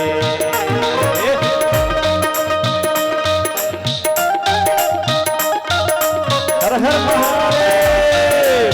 मीठी मीठी ताली को साथ दीजिए।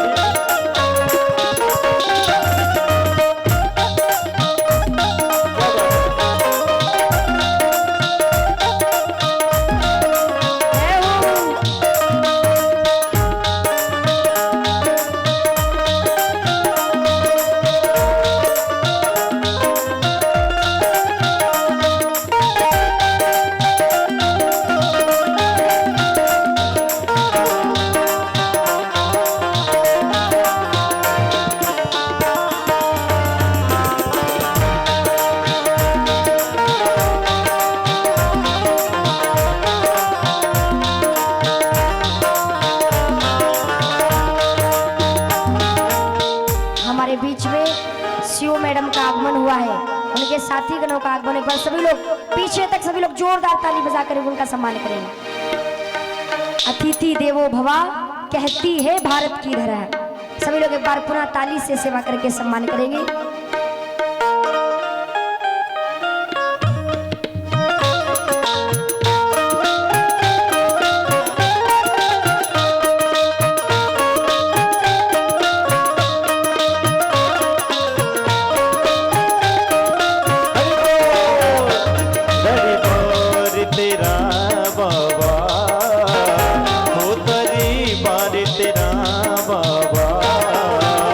जन्नत का नजारा है। दरबार तेरा बाबा जन्नत का नजारा है। बिगड़ी हुई तकदीरें पल भर में बनाते हो। बिगड़ी हुई तकदीरें बाबा पल में बनाते हो। अब लाज रखो बाबा, अब लाज रखो बाबा, हमें तेरा सहारा है। अब लाज रखो बाबा, हमें तेरा सहारा है। तेरा दर तो हकीकत में दुखियों का सहारा है। तेरा दर तो हकीकत में दुखियों का सहारा है। दरबार तेरा बाबा हो, दरबार तेरा बाबा जन्नत का नजारा है। दरबार तेरा बाबा जन्नत का नजारा है।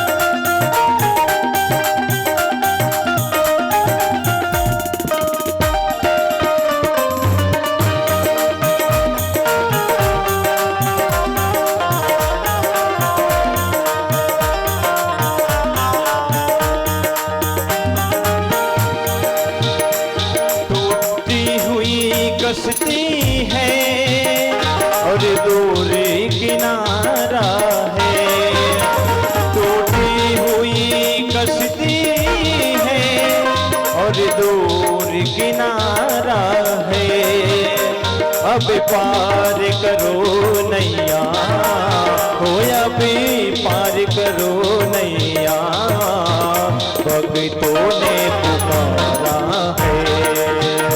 अब पार करो नैया, भक्तों ने पुकारा है।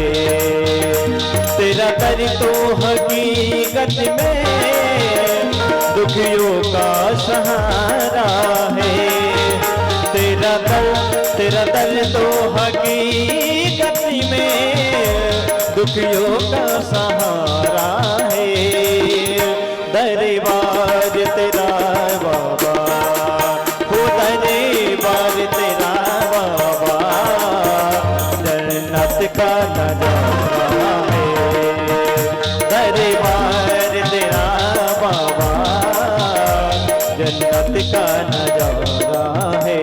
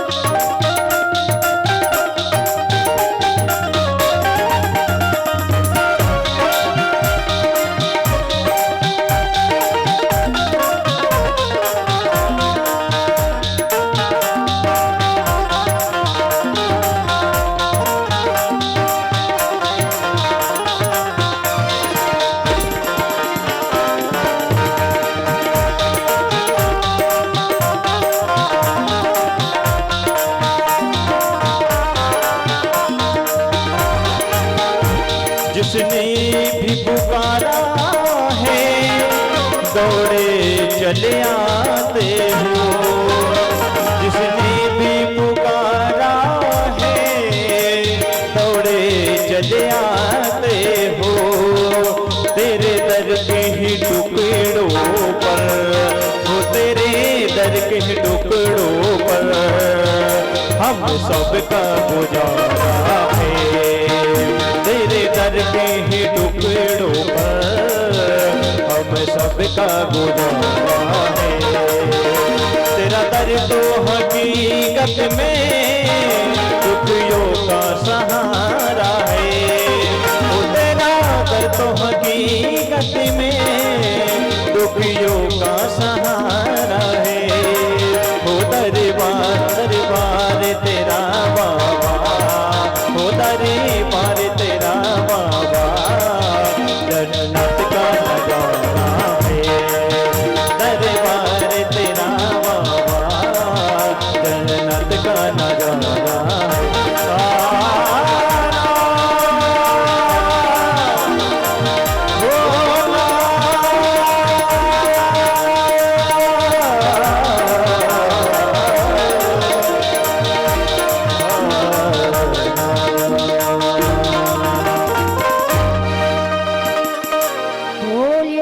शंकर भगवान की जय हो, जगत जननी दुर्गा मैया की जय हो।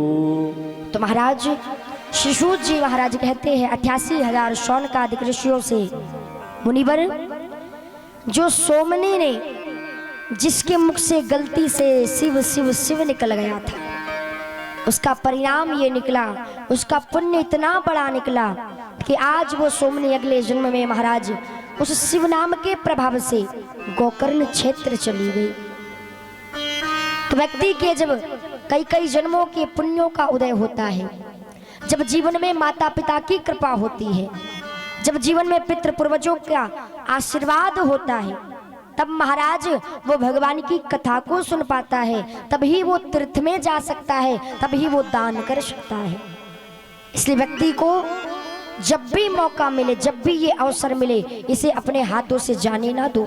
जितना हो सके सब भगवान का भजन करो, भगवान का सत्संग करो, भगवान का नाम लो, धर्म के पथ पर चलो। क्योंकि यही सब हमारे साथ जाएगा। देखिए, संसार में सत्य अगर कुछ है तो वो है भगवान का नाम। केवल भगवान का नाम सत्य है, बाकी सभी ये सभी ही छूट जाना है। केवल भगवान का नाम ही सत्य है। लेकिन ये पता कब चलता है? भगवान का नाम सत्य है, राम नाम सत्य है, ये हमें कब पता चलता है? जब किसी की मृत्यु हो जाए और हम जब उनकी अंतिम क्रिया में जाते हैं तो वहां पर कहा जाता है राम नाम सत्य है। जब जीवन का कोई मोल नहीं बचा, इस शरीर का कोई मोल नहीं बचा, महाराज शरीर के अंदर से प्राण निकल गए, तब लोग कहते हैं राम नाम सत्य है। बाकी जीवन भर क्या लगता है? बच्चे सत्य है, पत्नी सत्य है, संसार सत्य है, जमीन जायदाद सत्य है।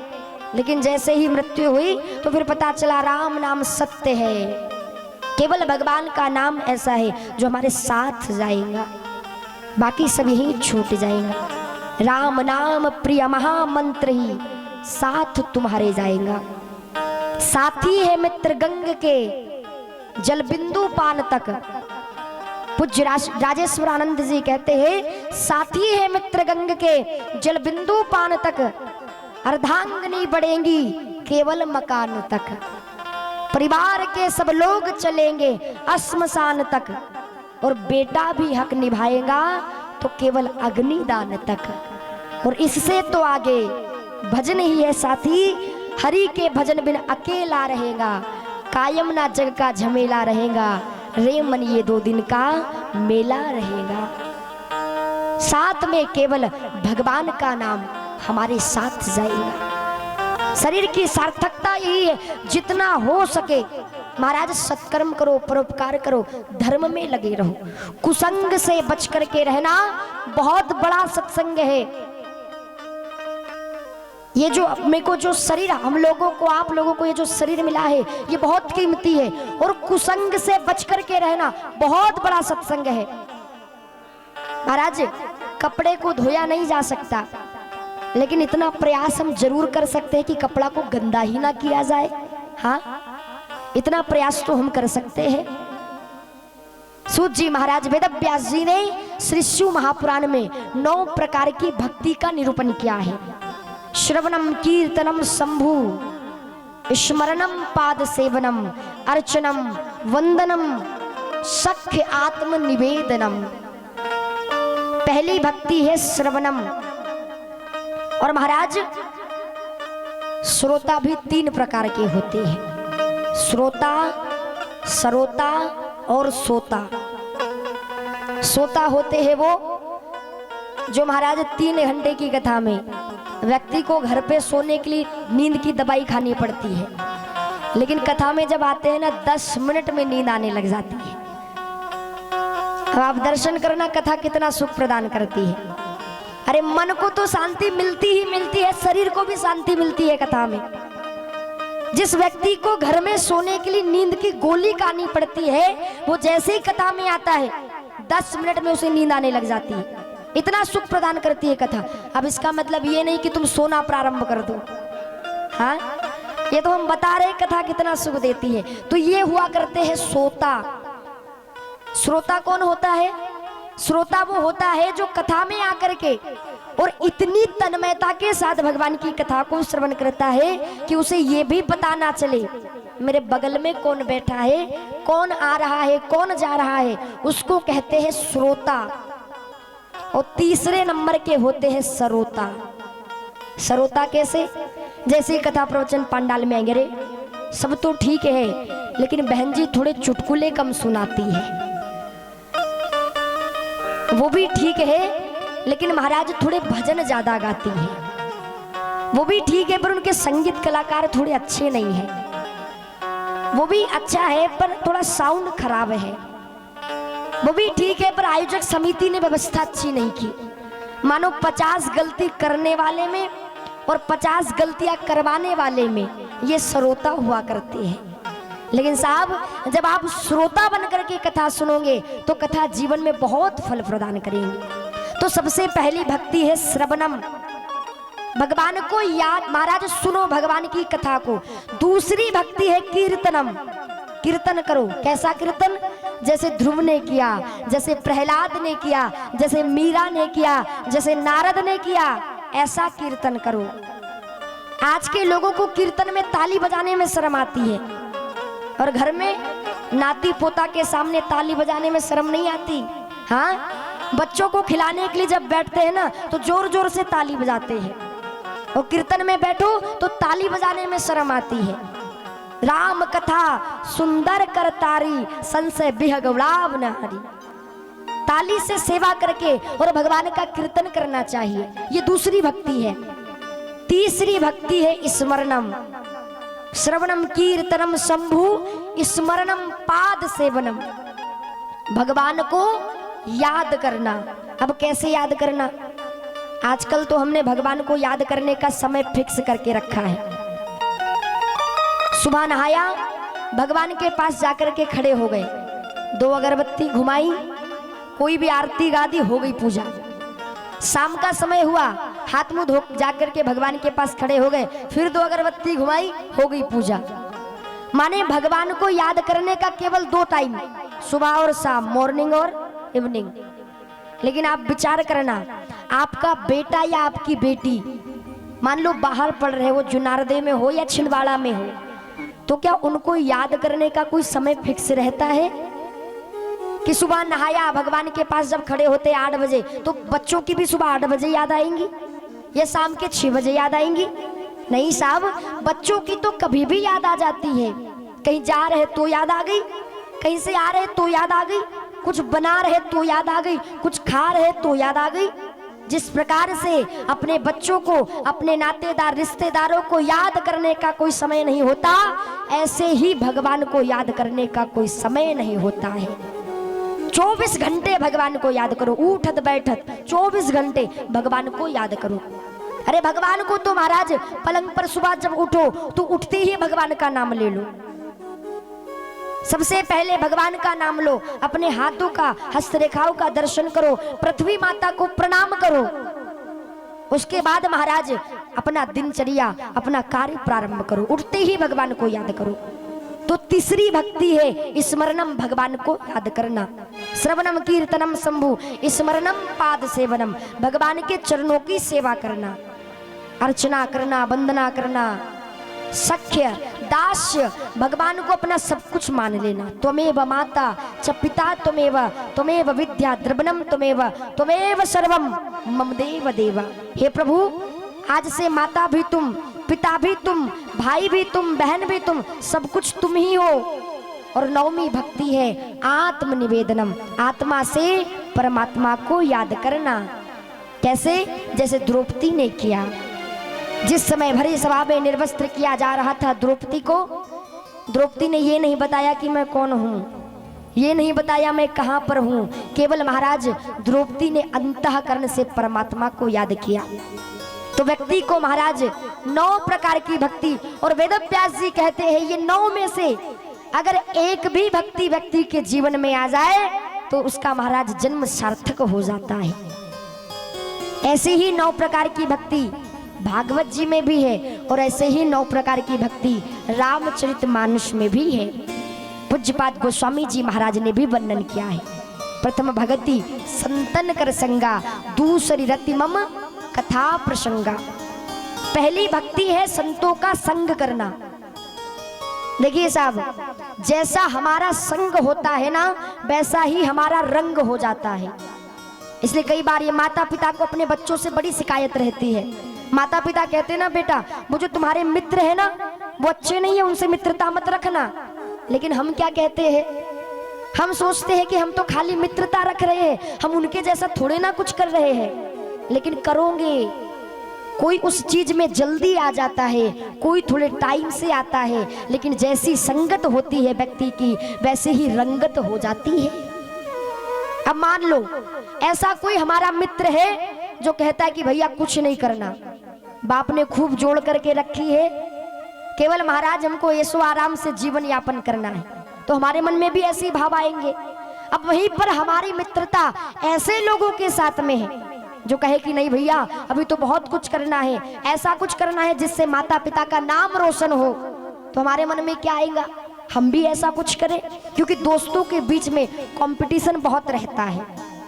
इसलिए महाराज सबसे पहले अपनी संगत अच्छे लोगों के संग होनी चाहिए।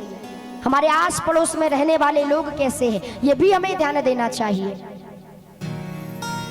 प्रथम भगति संतन कर संगा, संतों का संग करो। जब आप महाराज अच्छे लोगों के साथ बैठोगे तो अच्छी चर्चा होगी, और जब अच्छी चर्चा होगी तो हमारा मन भी अच्छा रहेगा।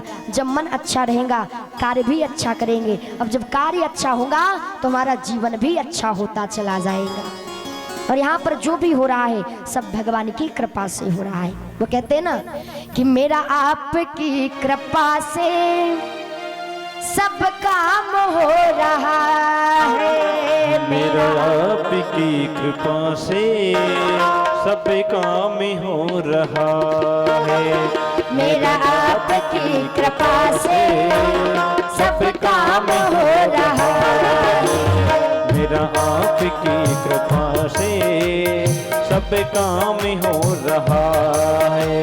करते हो तुम कन्हैया, करते हो तुम कन्हैया, मेरा नाम हो रहा है, मेरा आपकी कृपा से सब काम हो रहा है, मेरा आपकी कृपा से सब काम हो रहा है। जिसका भी काम प्रभु की कृपा से हो रहा है, उठा के पूरे पूरे हाथ ताली से सेवा करते हुए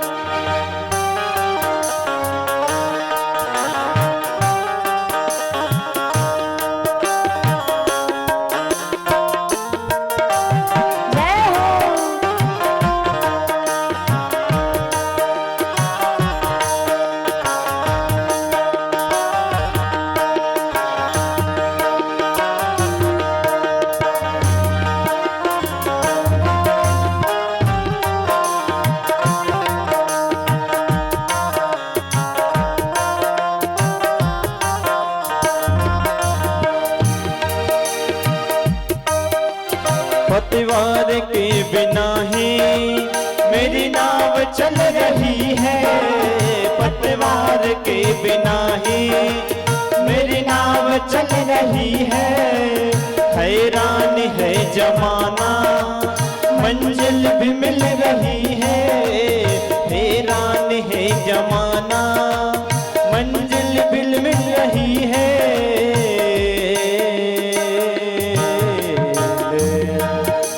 करता नहीं मैं कुछ भी, करता नहीं मैं कुछ भी, सब काम हो रहा है। करता मैं कुछ भी, मेरा नाम हो रहा है, मैं कुछ भी, मेरा नाम हो रहा है।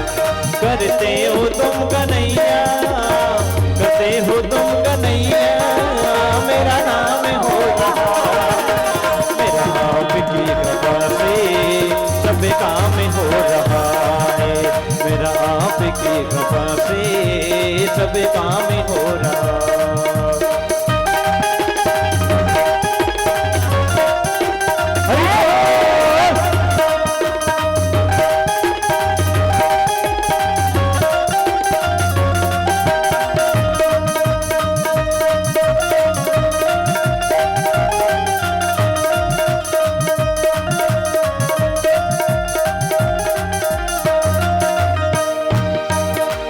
तुम साथ हो जो मेरे, किस चीज की कमी है। तुम साथ हो जो मेरे, किस चीज की कमी वो है ना।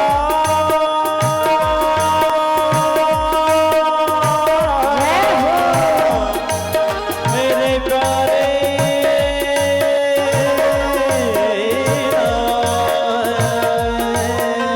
तुम साथ हो जो मेरे, किस चीज की कमी है। तुम साथ हो जो मेरे, किस चीज की कमी है। किसी और चीज की अब दरकार ही नहीं है, किस चीज की अब दरकार ही नहीं है।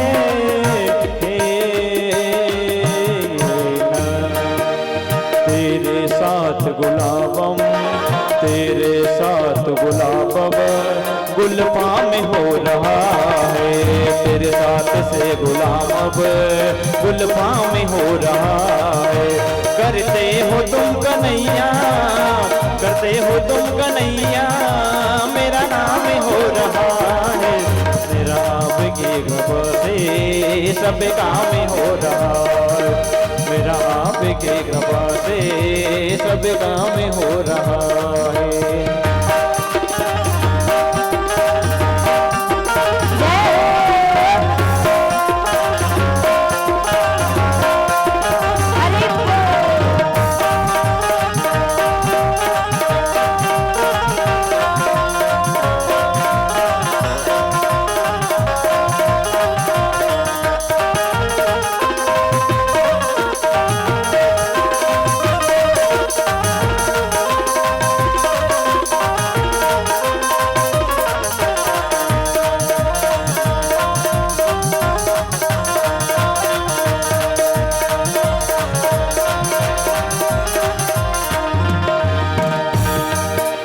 करता नहीं मैं फिर भी सब काम हो रहा है, करता नहीं मैं फिर भी सब काम हो रहा है, मेरे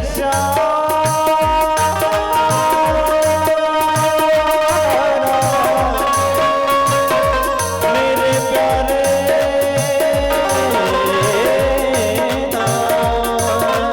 करता नहीं मैं फिर भी सब काम हो रहा है, करता नहीं मैं फिर भी सब काम हो रहा है, तेरी दया से बाबा आराम हो रहा है, तेरी दया से बाबा आराम हो रहा है।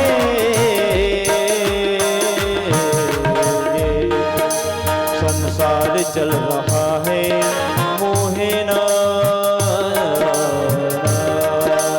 संसार चल रहा है, संसार चल रहा है, मेरा नाम हो रहा है, संसार चल रहा है, मेरा नाम हो रहा है। करते हो तुम कन्हैया, करते हो तुम कन्हैया, मेरा नाम हो रहा है, मेरा आपकी कृपा से सब काम हो रहा है, मेरा आपकी कृपा से सब काम हो रहा है, सब काम हो रहा है, सब काम हो रहा है।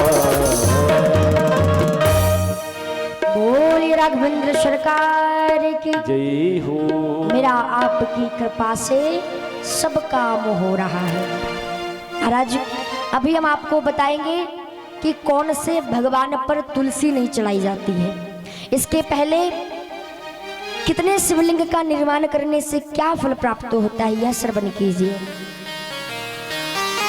जो व्यक्ति 500 पार्थिव शिवलिंग का निर्माण करता है महाराज, उसे धन की प्राप्ति होती है। जो भी व्यक्ति धन प्राप्त करना चाहता है या लक्ष्मी रुकती ना हो, तो ऐसे व्यक्ति को 500 पार्थिव शिवलिंग का निर्माण करना चाहिए। कोई ऐसा व्यक्ति, कोई ऐसा बालक या बालिका, विद्यार्थी, अब देखना व्यक्ति क्या सोचता है। ये जो बातें पुराण में, ग्रंथ में बताई गई है ना, ये इसलिए नहीं बताई है कि आप खाली शिवलिंग का निर्माण करके बैठे रहो। अब यहाँ पे वर्णन आया है कि जो बालक 1000 शिवलिंग का निर्माण करता है, पार्थिव शिवलिंग का, उसकी बुद्धि तेज हो जाती है। तो व्यक्ति क्या सोचता है, केवल शिवलिंग का निर्माण कर दो बस, बाकी अपने आप पास हो जाएंगे। ऐसा नहीं होता। ये कब काम आता है, जब कोई ऐसा बालक या कोई ऐसी बालिका जो महाराज पढ़ाई तो बहुत करते हैं, मन भी लगता है, लेकिन कुछ याद नहीं रहता है। अगर ऐसे बालक या बालिकाओं से आप 1000 पार्थिव शिवलिंग का निर्माण करवाते हो, तो उनका मन फिर पढ़ाई में लगता है और उनको शीघ्र ही याद भी होने लगता है। कर्म तो करना पड़ेगा। हम क्या सोचते हैं, जब एग्जाम आता है ना, परीक्षा पास में आ जाती है, तो महाराज भगवान से प्रार्थना करते, गाय हमारी माता है, हमको कुछ नहीं आता है, हे प्रभु पास कर देना बस। अगली बार खूब मेहनत करूंगा। लिख करके आगे पेपर में, गाय हमारी माता है और हमको कुछ नहीं आता है। जैसे ही शिक्षक ने कॉपी चेक की, उसका हो गया दिमाग खराब, उसने भी नंबर काटे, लिख दिया भैया बैल हमारा बाप है और नंबर देना पाप है। हाँ, जो चाहते हो उसके लिए पढ़ाई करनी पड़ेगी, कर्म करना पड़ेगा। एक बार तो महाराज सारे पशुओं को, सारे पक्षियों को ब्रह्मा जी से शिकायत हो गई। पहुंच गए ब्रह्मा जी के पास। क्या ब्रह्मा जी, जब देखो तब आप बड़े भाग मानुष तन पावा, बड़े भाग मानुष तन पावा। ऐसी कौन सी बात है मनुष्यों के अंदर और हमारे अंदर नहीं है, बताओ जरा आप। हाँ, जहां देखो वहां मनुष्य की बड़ाई, बड़े भाग मानुष तन पावा, बड़े भाग मानुष तन पावा। क्या नहीं है हमारे अंदर? तो ब्रह्मा जी ने पशु पक्षियों को समझाया, भैया तुम जानते हो मनुष्य जो है ना, उसका शरीर बड़ा सुंदर है, देखने में उसका शरीर बहुत सुंदर है। तो हिरण सामने आ गया और हिरण सामने आकर के कहता ब्रह्मा जी से, ब्रह्मा जी मुझसे ज्यादा सुंदर शरीर नहीं हो सकता मनुष्य का। ब्रह्मा जी कहते नहीं नहीं, एक बात और है। बोले क्या? बोले मनुष्य दिखता बहुत सुंदर है। तो मोर सामने आ गया। मोर कहता मुझसे ज्यादा सुंदर मनुष्य नहीं दिख सकता। ब्रह्मा जी कहते सही कह रहे हो तुम, लेकिन एक बात और है। बोले क्या? बोले मनुष्य जो है ना, वो एक नंबर का चालाक है, एक नंबर का चालाक। तो कौवा सामने आ गया। कौवा कहता मुझसे ज्यादा चालाक भी नहीं हो सकता। ब्रह्मा जी कहते सही कह रहे हो तुम, लेकिन एक कारण और है। बोले क्या? बोले मनुष्य जो एक नंबर का बेकार बुद्धू मूर्ख है। तो गधा सामने आ गया। गधा कहता मुझसे ज्यादा मूर्ख भी नहीं हो सकता। बताओ कौन सी ऐसी बात है मनुष्यों के अंदर जो हमारे अंदर नहीं है? ब्रह्मा जी कहते भैया तुम जानते हो मनुष्य के अंदर कर्म करने की शक्ति है जो तुम्हारे अंदर नहीं है। कर्म करने की शक्ति केवल मनुष्य के पास है। तो जो व्यक्ति 1000 शिवलिंग का निर्माण करता है, उसकी महाराज उस पर सरस्वती जी की कृपा होती है और शीघ्र ही उसे सब चीजें याद हो जाती है। इसके बाद जिस व्यक्ति को रोग लगा हो, बार बार शरीर में कोई कोई बीमारियां होती हो, पीड़ा होती हो, ऐसे बच्चे को, ऐसे व्यक्ति को 1500 शिवलिंग का निर्माण करना चाहिए। इसके बाद जो व्यक्ति कुछ प्राप्त नहीं करना चाहता, केवल मुक्ति को प्राप्त करना चाहता है, ऐसे व्यक्ति को 1 करोड़ शिवलिंग का निर्माण करना चाहिए। 1 करोड़ शिवलिंग। जो भी मुक्ति को प्राप्त करना चाहते हैं, जन्म और मरण से छुटकारा पाना चाहते हैं, ऐसे लोगों को 1 करोड़ शिवलिंग का निर्माण करना चाहिए। इसमें आप अगर गुरु है तो अपने शिष्य की सहायता ले सकता है, परिवार के लोगों की सहायता ले सकते हो, लेकिन महाराज नियम है। क्या नियम? संख्या हमेशा बढ़ते क्रम में होनी चाहिए, घटते क्रम में नहीं। अगर मान लो आज 100 पार्थिव शिवलिंग का निर्माण किया है तो कल 101 होनी चाहिए, 99 नहीं होनी चाहिए। बढ़ते क्रम में पवित्र स्थान से महाराज मिट्टी लाना चाहिए और उसके बाद उस मिट्टी का शिवलिंग बना करके भगवान शिव का आवाहन करना चाहिए, अभिषेक करना चाहिए, पूजन करना चाहिए। इसके पश्चात क्षमा प्रार्थना करनी चाहिए कि प्रभु ये जो हमने पूजन किया इसमें किसी भी प्रकार की अगर कोई गलती हो गई हो तो उसे क्षमा करो, और अंत में उस पार्थिव शिवलिंग का विसर्जन करना चाहिए। तो जो व्यक्ति नियमों का पालन करते हुए ऐसे शिवलिंग का, पार्थिव शिवलिंग का निर्माण करता है, उसकी सारी मनोकामनाएं पूर्ण हो जाती है। और महाराज एक भगवान, एक देवता ऐसे है जिनके ऊपर तुलसी नहीं चलाई जाती है। किनके ऊपर? एक बार की बात है, मैया तुलसी भगवान नारायण के पास जा रही थी कि आज मुझे भगवान नारायण से विवाह करना है, लेकिन रास्ते में मैया तुलसी को गणेश भगवान मिल गए। और जैसे ही तुलसी ने गणेश जी को देखा तो तुलसी का मन बदल गया और तुलसी ने कहा अरे भगवान नारायण से नहीं, मैं तो तुमसे विवाह करना चाहती हूँ। जैसे ही गणेश भगवान ने सुना, गणेश भगवान कहते रहे तुलसी कुछ समय पहले तुम्हारे मन में ये विचार था, तुम नारायण को पति रूप में प्राप्त करना चाहती थी, अब तुम्हारा विचार बदल गया। जाओ, आज के बाद तुम कभी भी मुझे स्वीकार्य नहीं होंगी और कभी भी तुम मेरी पूजा में मान्य नहीं होंगी। तो महाराज भगवान गणेश के ऊपर तुलसी नहीं चढ़ाई जाती है।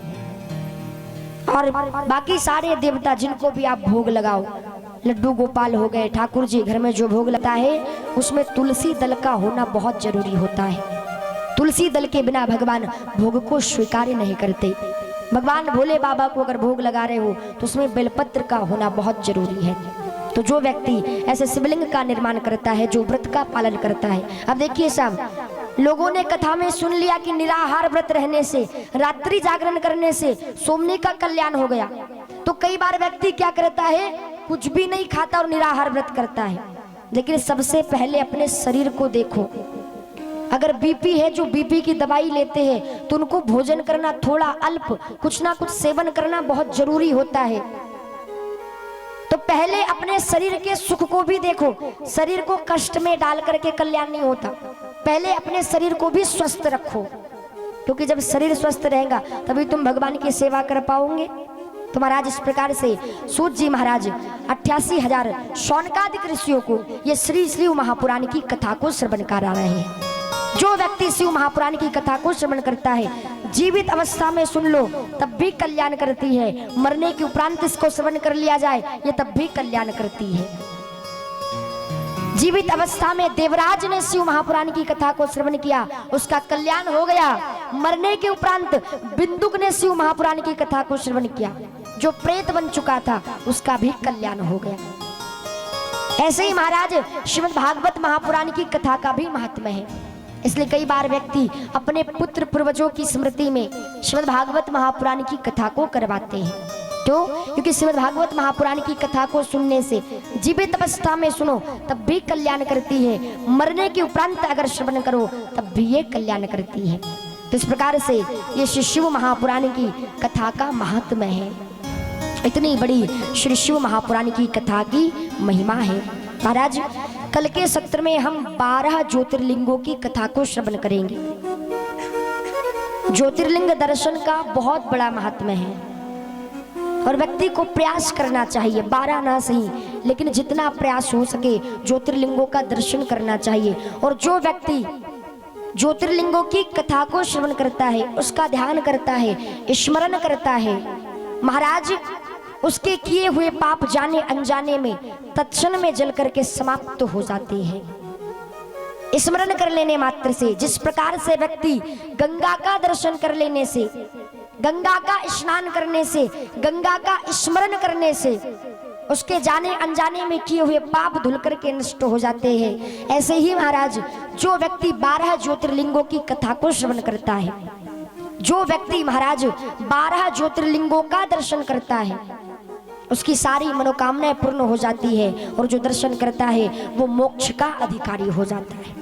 तो इस प्रकार से 12 ज्योतिर्लिंगों की कथा के महात्म का वर्णन है। ये हम कल रात्रि के सत्र में श्रवण करेंगे।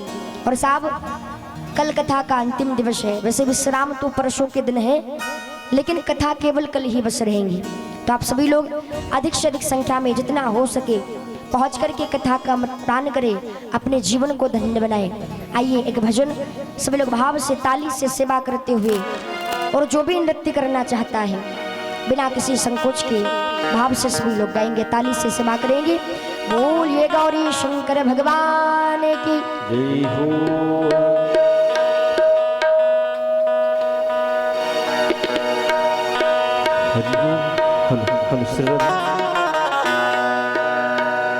तेरी नेकी बदी न प्रभु से छुपी, सभी देख रहा भगवान रे, मत भूल अरे निशान रे, मत भूल अरे निशान। तेरी नेकी बदी ना प्रभु से चुपी, तेरी नेकी बदी ना प्रभु से चुपी, सभी देख रहा भगवान रे, मत भूले अरे निशान रे, मत भूले अरे निशान।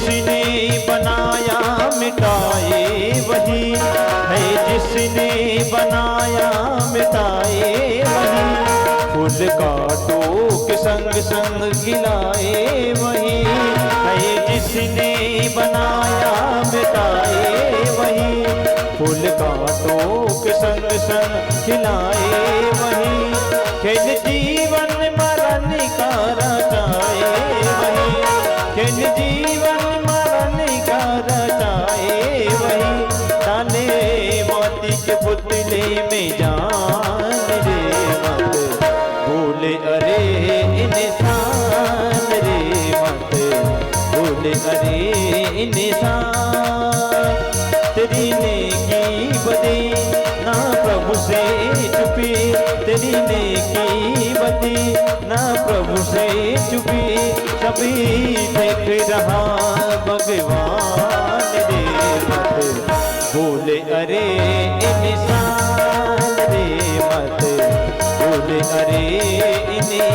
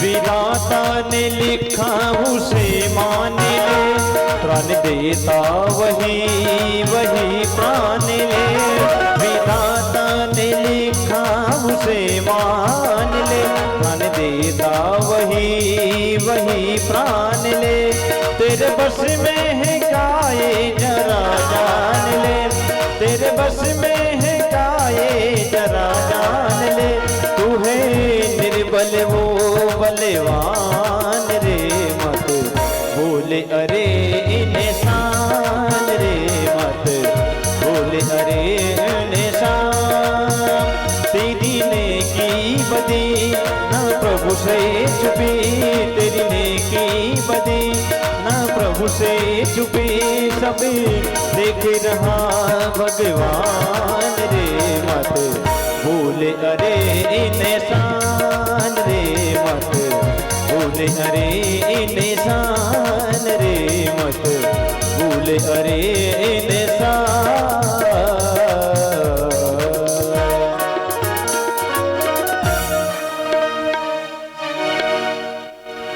बोलिए गौरी शंकर भगवान की जय हो, श्री शिव महापुराण की जय।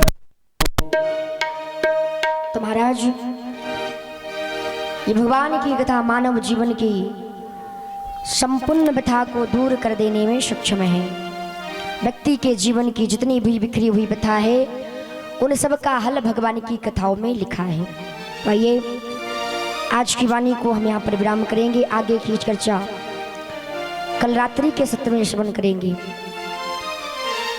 कल सप्तदिवसीय कथा का अंतिम दिवस अंतिम रात्रि है और कहते हैं कि जो 7वें दिन की कथा को श्रवण कर लेता है उसको महाराज 7 दिन की कथा का फल मिल जाता है।